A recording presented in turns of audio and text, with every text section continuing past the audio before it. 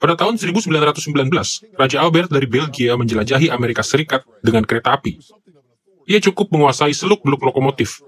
Karena itu ia berpakaian seperti seorang masinis dan menjalankan kereta itu sepanjang 10 mil. Pada pemberhentian berikutnya, kerumunan orang bersorak-sorai mencari Raja Albert, tetapi mereka tidak dapat menemukan dia. Mereka berharap sang raja berpenampilan dan bertindak dengan cara tertentu. Ini adalah kisah tentang seorang raja, Yesus, raja orang Yahudi. Namun pada masa itu, banyak orang tidak mengenalinya karena ia tidak berpenampilan seperti yang mereka harapkan. Dan ia tidak bertindak seperti yang mereka harapkan. Ia adalah sesosok raja yang berbeda.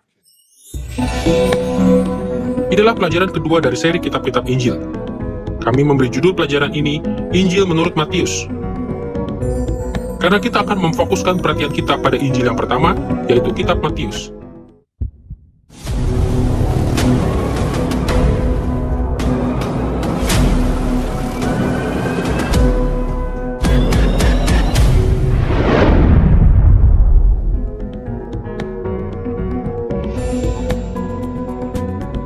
Studi kita tentang Injil Matius akan dibagi menjadi 3 bagian. Pertama, kita akan membahas latar belakang kitab Injil Matius. Kedua, kita akan mengeksplorasi struktur dan isinya.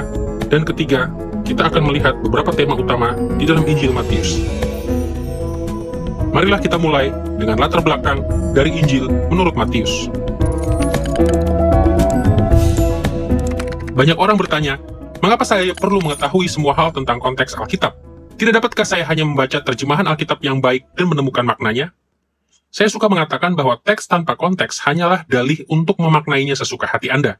Masalahnya adalah, semua teks kuno disampaikan dalam semacam konteks historis, sastra, retorika, arkeologi, dan agama tertentu yang semuanya berbeda dengan konteks kita. Seseorang pernah berkata, masa lalu itu seperti sebuah negara asing.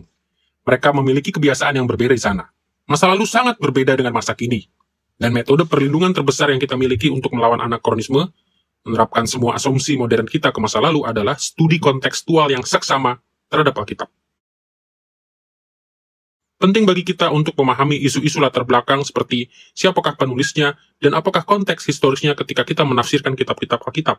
Terutama karena ketika para penulis menuliskan kitab-kitab, mereka berasumsi bahwa pembaca mereka berada dalam satu budaya bersama. Dan mereka menerima begitu saja bahwa pembaca mereka mengetahui konteks yang lebih luas dari pernyataan-pernyataan yang mereka buat. Dan lagi, tugas kita dalam banyak kasus adalah membedakan antara siapa penulisnya dan apa budayanya, sehingga kita dapat memperoleh beberapa pencerahan yang lebih mendalam dari budaya dan sejarah yang lebih luas, dan kita dapat melengkapi beberapa asumsi dan kenyataan yang sudah ada. Kita akan membahas latar belakang Injil Matius dalam 3 langkah. Pertama, kita akan membahas tentang Matius sebagai penulis Injil tersebut. Kedua, kita akan membahas tentang pembaca asli Injil Matius. Dan ketiga, kita akan melihat pada latar atau situasi penulisan Matius. Marilah pertama-tama kita membahas tentang penulis Injil ini. Setiap kali kita mempelajari sebuah kitab atau surat atau tulisan lainnya, kita akan sangat terbantu jika kita tahu siapa penulisnya. Semakin kita tahu tentang penulis-penulis Alkitab, maka semakin kita disiapkan untuk mengerti pelajaran-pelajaran yang mereka ajarkan kepada kita. Karena itu, ketika kita melakukan pendekatan terhadap Injil Matius, satu pertanyaan awal yang kita ingin tanyakan adalah, siapa yang menulis kitab ini? Kita akan membahas penulis Injil menurut Matius ini dalam 2 tahap. Pertama, kita akan menegaskan pandangan tradisional bahwa penulis kitab ini adalah Rasul Matius, salah satu dari 12 murid Yesus yang asli. Dan kedua, kita akan mengeksplorasi sejarah pribadi Matius. Marilah kita awali dari pandangan tradisional bahwa Injil ini ditulis oleh Matius. Saya pikir kita sangat yakin bahwa Matius, Rasul Matius, benar-benar penulis Injil Matius meskipun beberapa ahli sekarang ini meragukannya. Karena satu hal, kita tahu bahwa bapak-bapak gereja dulu sangat skeptis. Kata itu bahkan masih terlalu halus bagi sikap mereka. Mereka sangat menolak penerimaan karya-karya palsu sebagai karya-karya kanonis yang asli, sebagai bagian dari kumpulan kitab suci yang diilhamkan. Kedua, sama sekali tidak ada pandangan tradisi lain yang bersaing tentang kepenulisan Matius. Satu-satunya tradisi yang kita miliki adalah yang menyatakan bahwa Matius menulis kitab ini. Ketiga, jika gereja mula-mula mengasosiasikan nama seseorang dengan Injil ini karena dasar apapun selain alasan historis, sekedar membuat nama, atau hanya mengambil satu nama dari para rasul tanpa berpikir, untuk kemudian ditambahkan di kitab ini, maka mereka telah membuat pilihan yang buruk terhadap Matius. Alasannya karena Matius adalah seorang pemungut cukai. Ia memiliki profesi yang sangat dipandang rendah oleh orang Yahudi. Apalagi Injil Matius adalah Injil yang ditulis untuk orang Yahudi, untuk mencoba meyakinkan mereka bahwa Yesus adalah Mesias. Jadi, jika kita tahu bahwa Injil ini ditulis untuk meyakinkan mereka bahwa Yesus adalah Mesias, mengapa mereka memilih Matius sebagai penulis Injil ini? Itu sangat tidak masuk akal. Satu-satunya alasan mereka menghubungkan nama Matius dengan Injil Matius ini adalah jika mereka memiliki alasan yang baik dan kuat untuk mempercayai bahwa Matius benar-benar menulisnya. Pandangan tradisional bahwa Matius menulis Injil pertama ini berasal dari abad-abad paling awal gereja. Dalam semua manuskrip kuno Injil ini yang mencantumkan judulnya itu menghubungkan kitab ini dengan Matius dan hanya kepada Matius. Kita tidak punya bukti bahwa Injil ini pernah beredar di kalangan gereja tanpa mencantumkan nama Matius.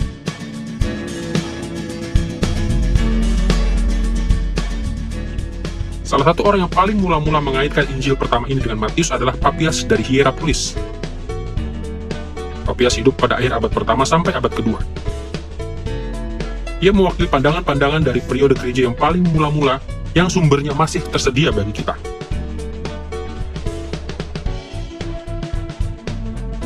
Sejarawan gereja Eusebius dari Kaisarea, yang menulis pada sekitar tahun 320 Masehi, mencatat kesaksian Papias tentang kepenulisan Injil Matius di dalam karyanya Ecclesiastical History, buku ketiga, bab 39, bagian 16. Dengarkanlah kata-kata Papias berikut. Matius menempatkan logia di dalam penataan yang teratur. Di sini kita melihat bahwa pada awal abad kedua, Papias menghubungkan Injil ini dengan Matius. Patutlah juga dicatat bahwa Eusebius mengutip Papias dalam rangka menguatkan pandangannya sendiri, bahwa Matiuslah penulis Injil pertama ini.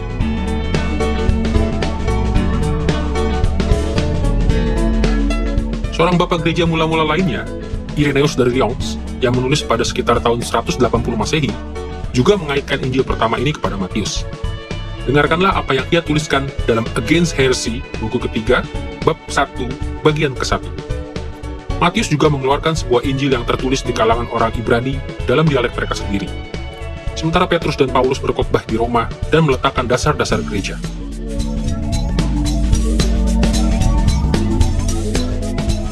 Tertullianus hidup lebih belakangan, dari tahun 155 sampai 230 Masehi.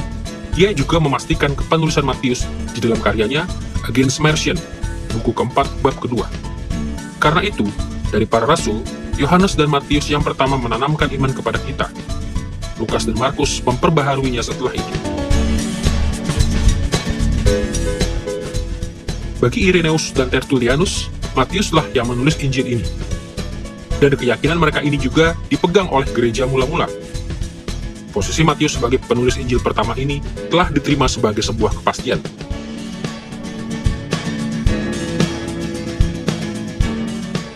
Juga penting disadari bahwa semua klaim awal tentang kepenulisan Matius dikuatkan oleh adanya fakta bahwa nama Matius relatif kurang dikenal. Agaknya jika gereja atau orang lain ingin memberikan kredibilitas kepada sebuah Injil dengan mengaitkannya kepada rasul pilihan mereka sendiri, mereka mungkin sudah memilih satu dari rasul-rasul yang lebih menonjol. Tetapi Matiuslah yang diungkapkan di dalam kitab-kitab Injil. Hal ini membuat namanya tidak mungkin keliru dikaitkan dengan Injil ini. Pertama-tama kita harus mengenali pentingnya kesaksian dari saksi mata pada abad pertama. Kesaksian saksi mata dihargai sangat tinggi, dan tidak ada seorang pun yang memandang ringan kesaksian para saksi mata. Boleh Anda katakan, jika seseorang mengatakan sesuatu tentang apa yang telah terjadi, ini hampir merupakan suatu kategori yang sakral. Kita juga tahu bahwa di awal abad kedua, seorang rekan bernama Papias telah menulis bahwa Injil Matius ditulis oleh Rasul Matius. Dan Papias mungkin mengenal para rasul secara langsung, karena masa hidupnya yang panjang. Alasan terakhir yang saya ingin katakan, bahwa kita bisa yakin bahwa Injil Matius ditulis oleh Rasul Matius. Bahkan sekalipun nama Matius tidak diungkapkan dalam teks Injil Matius. Faktanya adalah bahwa Injil Matius dari catatan-catatan yang paling mula-mula tidak pernah diedarkan tanpa nama Rasul Matius sebagai penulis dan otoritasnya.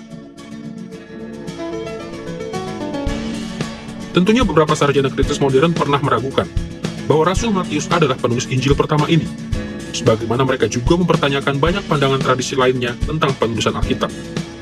Namun seluruh kekuatan dari kesaksian kuno yang meneguhkan, atau Ancient Attestation to Matius sebagai penulis Injil ini, serta tidak adanya tantangan-tantangan kuno atau Ancient Challenges, memberikan kepada kita alasan kuat untuk percaya bahwa dialah penulis kitab ini.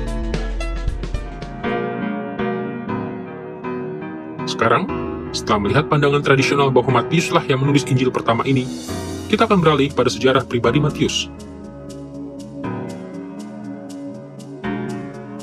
Kitab suci menyampaikan kepada kita beberapa fakta penting tentang sejarah pribadi Matius. Misalnya pernyataan bahwa ia adalah seorang Yahudi dan seorang pemungut cukai. Kita akan membahas keduanya secara mendetail, diawali dengan fakta bahwa Matius adalah seorang Yahudi.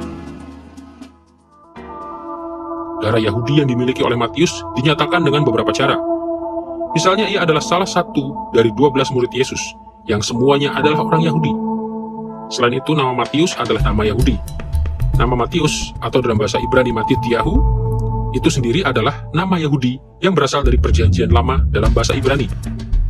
Dan nama lainnya, Lewi, yang kita temukan di dalam Markus pasal 2 ayat 14 dan Lukas pasal 5 ayat 28, adalah nama dari salah satu suku Israel.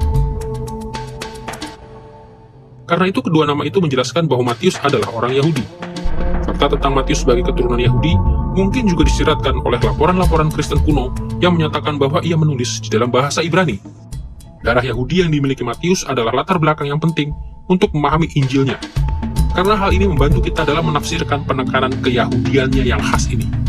Kita akan mempelajari karakter Yahudi dari Injil ini dalam perincian yang lebih luas nanti di pelajaran ini. Sekarang kita hanya akan menyatakan satu contoh sebagai ilustrasinya.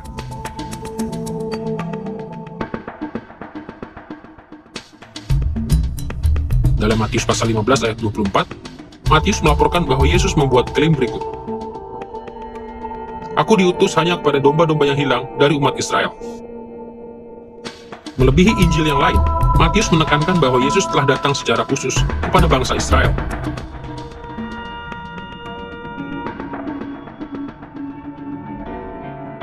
Di samping darah Yahudi Matius, detail lain dari kehidupannya yang patut dicatat adalah bahwa ia adalah seorang pemungut cukai.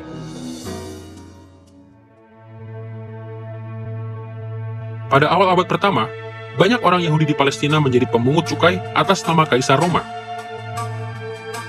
Beberapa pemungut cukai ini menarik pungutan-pungutan atas pengiriman barang-barang dari satu wilayah ke wilayah lainnya. Mereka adalah pengusaha-pengusaha swasta yang membayar pemerintah supaya mendapatkan otoritas untuk mengumpulkan pajak. Mereka mengumpulkan keuntungan mereka dengan menggelembungkan pajak yang mereka kumpulkan dari rakyat. Akibatnya, para pemungut cukai ini dipandang sebagai pemeras dan pencuri, dan reputasi ini seringkali memang terbukti. Karena itu, pemungut cukai Yahudi bersalah 2 kali lipat di mata para rekan sebangsanya. Pertama, mereka adalah agen-agen pasukan penjajah Romawi yang dibenci. Kedua, mereka merampas dari rekan sebangsa mereka sendiri demi keuntungan pribadi semata. Bahkan, mereka dianggap begitu jahat dan tidak dapat dipercaya, sehingga di dalam tulisan-tulisan para rabi yang mula-mula, mereka dilarang untuk bersaksi di pengadilan Yahudi. Dan lagi, berbohong kepada para pemungut cukai pun disetujui, bahkan dipuji, sebagai tindakan pemberontakan yang dibenarkan.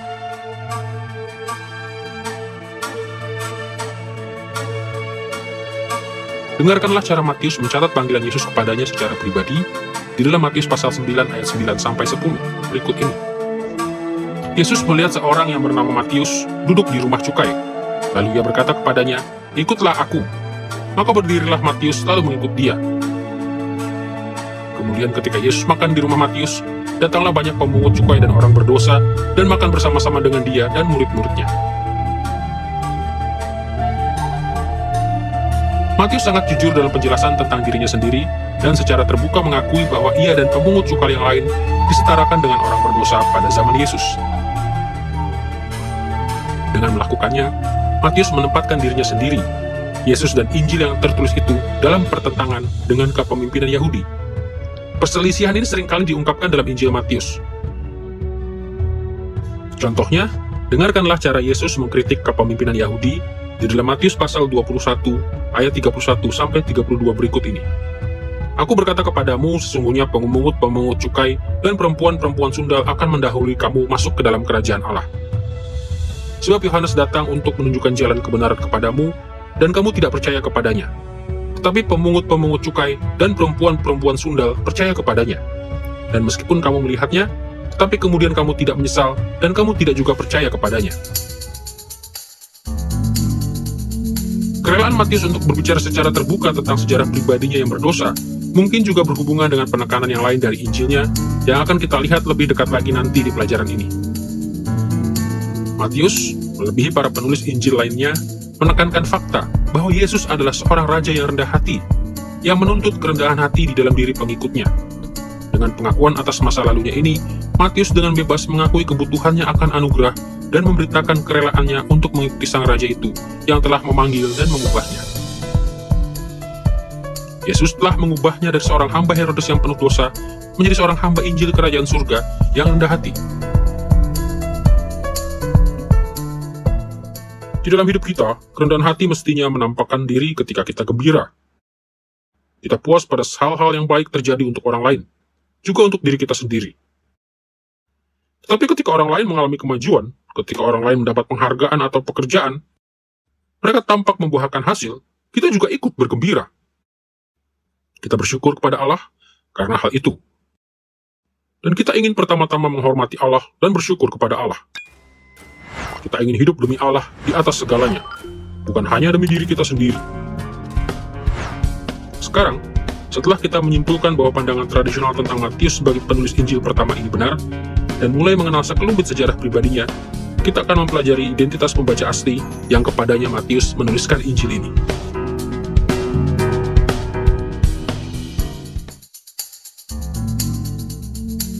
Matius tidak secara spesifik menyebutkan siapa pembaca aslinya, tetapi ia memberi kita beberapa petunjuk tentang hal itu. Kita akan melihat, Matius sepertinya menulis terutama bagi orang-orang Kristen Yahudi. Seperti yang sudah disebutkan dalam pelajaran terdahulu, semua kitab Injil ditulis secara khusus untuk pembaca Kristen. Namun, beberapa penekanan di dalam Injil Matius menjadikan Injil itu secara khusus sangat tepat ditujukan bagi pembaca Kristen yang berlatar belakang Yahudi.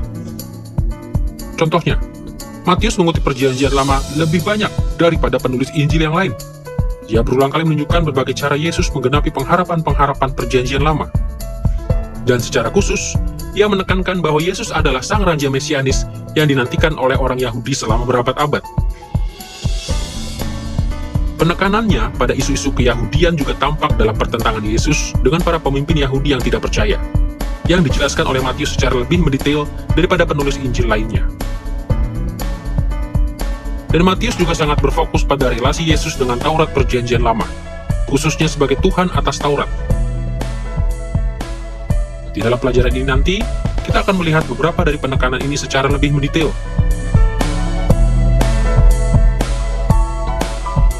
Karena itu, kini kita hanya akan mengungkapkan dua contoh yang Matius tuliskan kepada halayak penerima Yahudi itu. Yang pertama adalah penggunaan frase kerajaan sorga oleh Matius. Dalam pelajaran yang lalu, kita telah melihat bahwa keempat Injil disatukan oleh tema kerajaan Allah. Tetapi Matius jarang menggunakan frasa kerajaan Allah. Sebagai gantinya, biasanya ia menggunakan istilah kerajaan surga. Injil Matius adalah satu-satunya kitab dalam Alkitab yang menggunakan istilah ini. Dan sebagaimana telah kita lihat, kedua frasa itu memiliki arti yang sama.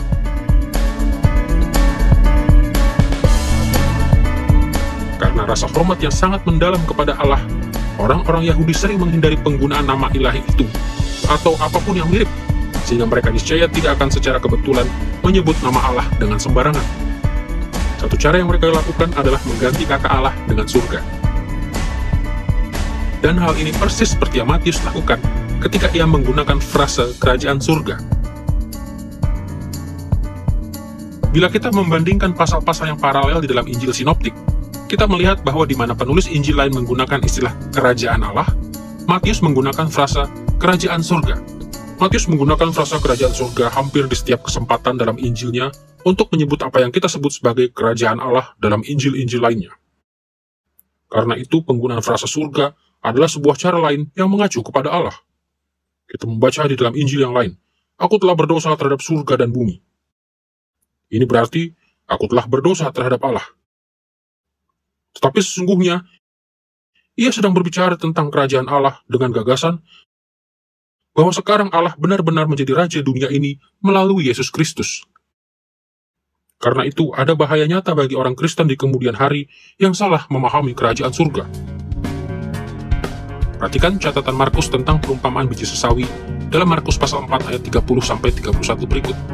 Katanya, yaitu Yesus lagi, dengan apa hendak kita membandingkan kerajaan Allah itu, atau dengan perumpamaan manakah hendaknya kita menggambarkannya? Hal kerajaan itu seumpama biji sesawi, yang paling kecil dari segala jenis benih yang ada di bumi, yang ditaburkan di tanah. Di sini Markus menggunakan bentuk normal dari frasa tersebut, yaitu kerajaan Allah. Tetapi perhatikanlah versi Matius tentang perumpamaan tersebut, di Matius pasal 13 ayat 31 berikut. Yesus membentangkan suatu perumpamaan lain lagi kepada mereka. Katanya, hal kerajaan surga itu seumpama biji sesawi yang diambil dan ditaburkan orang di ladangnya.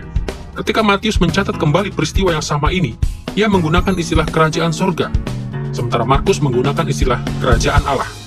Nah, jika Anda membaca Matius secara keseluruhan, Anda akan melihat bahwa ada tema utama yang mengontraskan Allah di surga dan umat manusia di bumi. Cara Allah mengelola kerajaan yang ia sebut kerajaan surga dengan cara umat manusia mengatur, memerintah, bertindak dan berperilaku terhadap satu dengan yang lainnya yang mungkin kita sebut kerajaan dunia ini. Dan bagi Matius, berbicara tentang kerajaan surga adalah cara yang sangat efektif baginya untuk merasakan perbedaan di antara hal-hal dunia ini belaka dengan Bapa di surga yang memerintah dan mengatur dan berjanji untuk datang kembali.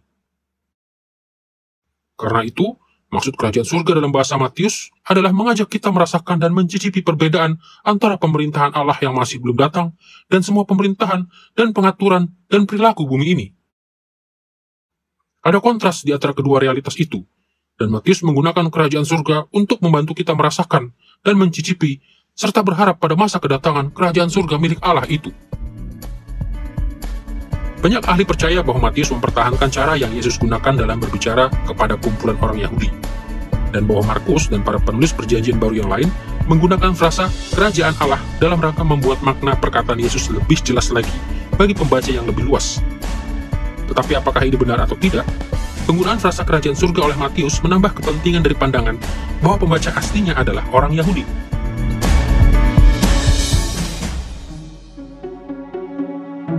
Aspek lain dari Injil Matius yang menunjuk kepada pembaca Yahudi adalah cara Matius mengasumsikan bahwa pembacanya memiliki cukup banyak pengetahuan tentang adat istiadat Yahudi.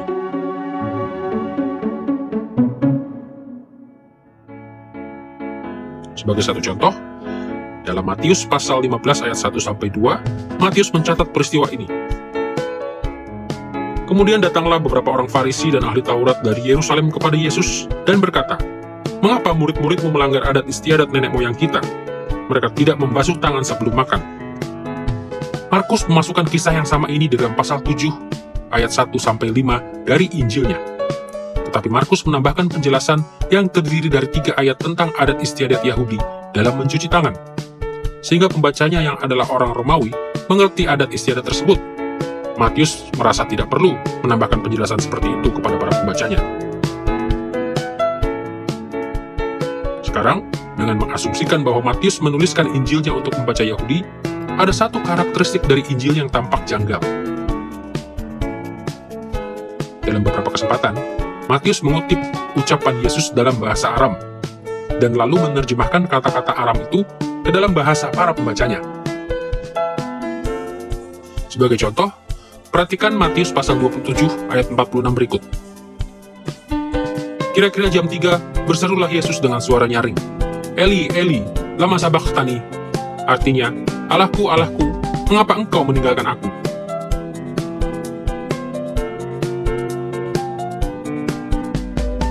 Ada berbagai penjelasan tentang alasan Matius menulis dengan cara ini, bahkan jika pembaca utamanya adalah orang Yahudi.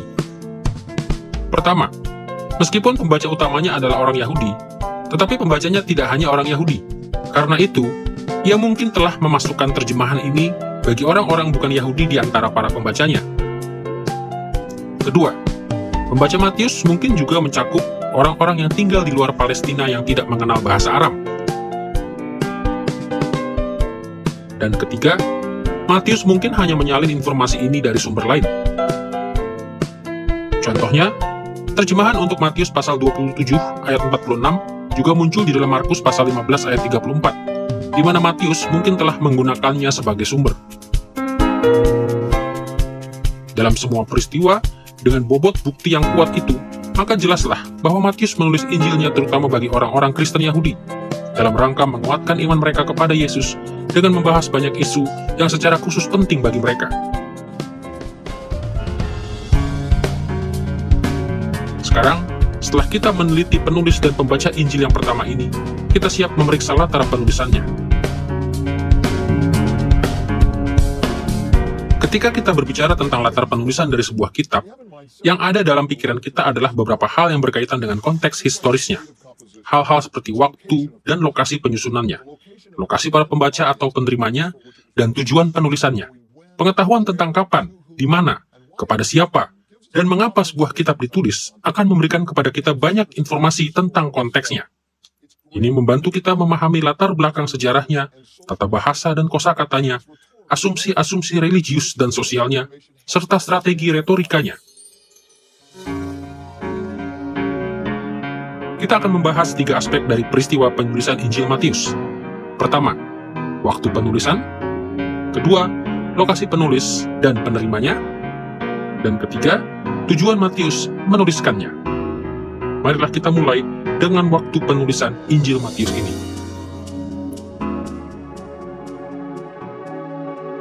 Pertama, sebagaimana yang diyakini oleh sebagian besar ahli, Matius mungkin menggunakan Injil Markus sebagai salah satu sumbernya. Nanti kita akan melihat dalam pelajaran berikutnya. Kemungkinan Markus ditulis pada sekitar tahun 64 Masehi. Jika ini benar, maka mungkin Matius menuliskan Injil ini pada sekitar pertengahan hingga akhir tahun 60-an. Kedua, Matius adalah seorang rasul Yesus. Ini berarti ia sudah dewasa ketika ia mulai terlibat dalam pelayanan dengan Yesus. Mungkin pada sekitar tahun 30 Masehi. Jadi, jika Matius tidak berumur panjang, maka waktu yang paling akhir di mana ia menulis bisa jadi pada sekitar akhir abad pertama. Ini memberi kita kisaran waktu yang cukup panjang untuk waktu penulisan Matius. Akan tetapi, kita dapat mempersempit tahun-tahun di dalam kisaran ini dengan memperhatikan detail khusus dalam tulisan Matius. Secara khusus, Matius berulang kali merujuk kepada bait suci dan orang Saduki, yang berkaitan erat dengan bait suci.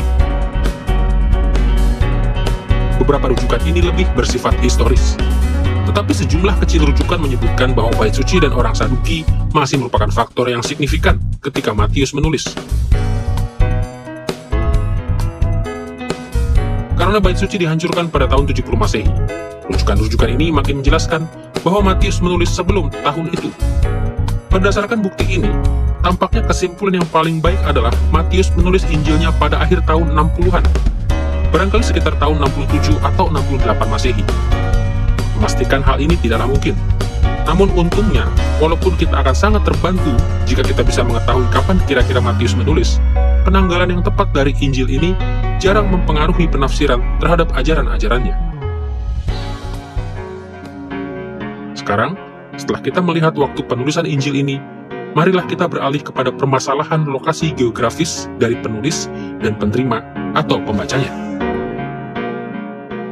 Kita harus mulai dengan memperhatikan apa yang pernah diperdebatkan oleh para ahli mengenai lokasi Injil ini, sehingga kita tidak perlu bersikap dogmatis dalam kesimpulan-kesimpulan kita. Bahkan, ada sejumlah detail yang patut diperhatikan.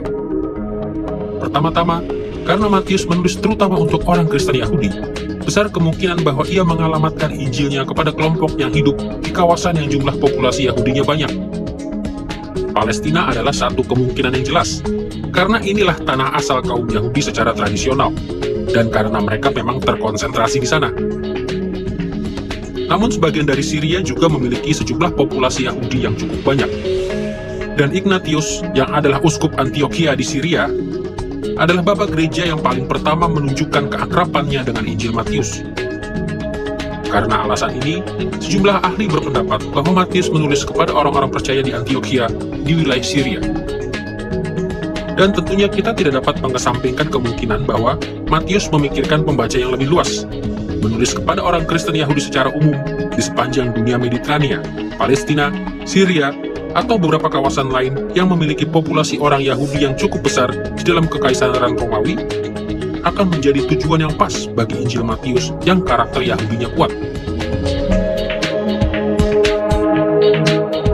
Bahkan sejak masa pembuangan di Babel sudah ada orang-orang Yahudi yang tinggal di luar Palestina, dan mereka terus tinggal di sana di timur jauh, seperti dahulu. Maksudnya di Mesopotamia, Irak modern.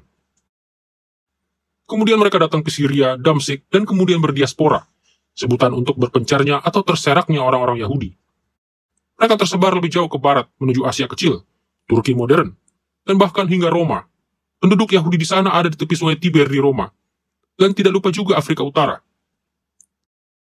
Kita membaca di dalam Injil tentang Simon orang Kirene yang datang ke Yerusalem dari Afrika Utara.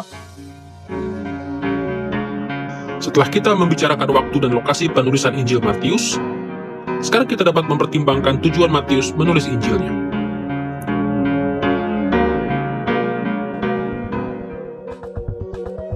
Secara umum, Matius menulis karena sejarah yang benar tentang siapa Yesus dan apa yang telah dilakukannya memang sangatlah penting. Namun ia juga memiliki sasaran yang lebih sempit dan lebih dekat. Secara khusus, Matius menulis Injilnya untuk orang Kristen Yahudi dalam rangka memelihara iman mereka kepada Yesus sebagai Raja Mesianis mereka. Pada masa ketika Matius menulis, orang-orang Yahudi yang bertobat menjadi orang Kristen ditolak secara keras oleh para pemimpin Yahudi, dan seringkali juga oleh mantan teman-teman dan anggota keluarga mereka. Kitab Kisah Para Rasul menjelaskan bahwa di dunia Mediterania waktu itu, penganiayaan telah menjadi gaya hidup bagi orang-orang Kristen Yahudi. Seperti yang kita baca di dalam Kisah Para Rasul pasal 8 ayat 1 berikut. Pada waktu itu mulailah penganiayaan yang hebat terhadap jemaat di Yerusalem. Mereka semua, kecuali rasul-rasul, tersebar ke seluruh daerah Yudea dan Samaria. Karena penganiayaan, orang Yahudi yang mengikuti Yesus sebagai Mesias tentunya menghadapi godaan untuk kembali pada kehidupan sebelumnya dan meninggalkan kekristenan. Sebagai respon terhadap godaan ini, Matius menulis untuk mengingatkan mereka bahwa Yesus adalah Mesias sejati yang telah mendatangkan kerajaan surga. Injilnya adalah sebuah kisah penguatan, penghiburan.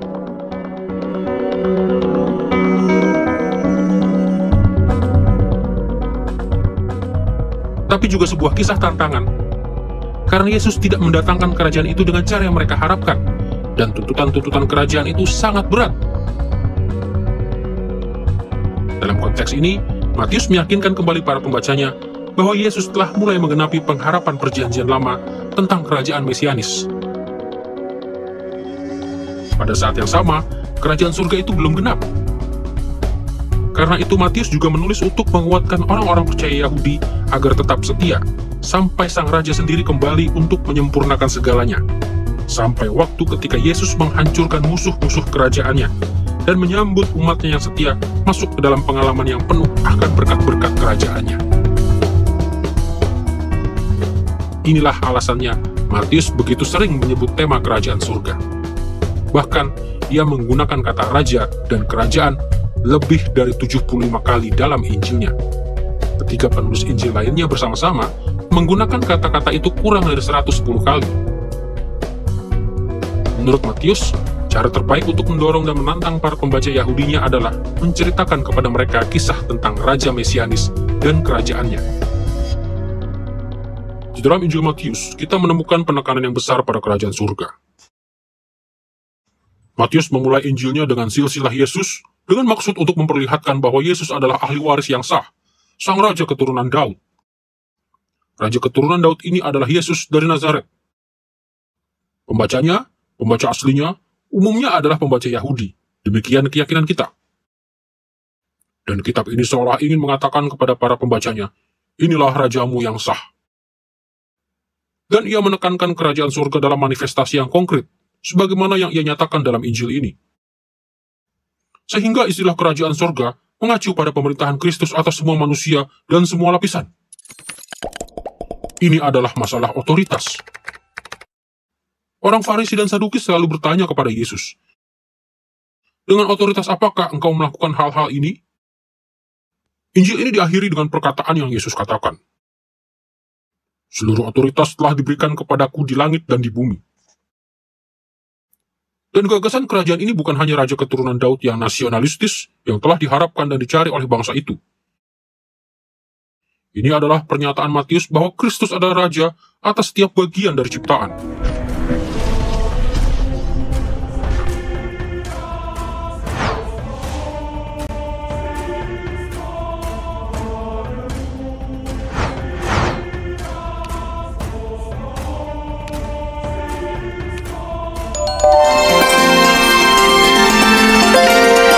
I believe in God the Father Almighty, maker of heaven and earth. I believe in Jesus Christ, His only Son, our Lord, who was conceived by the Holy Spirit and born of the Virgin Mary. He suffered under Pontius Pilate, was crucified, died, and was buried. He descended into hell. The third day he rose again from the dead. He ascended into heaven, and is seated at the right hand of God the Father Almighty. From there he will come to judge the living and the dead.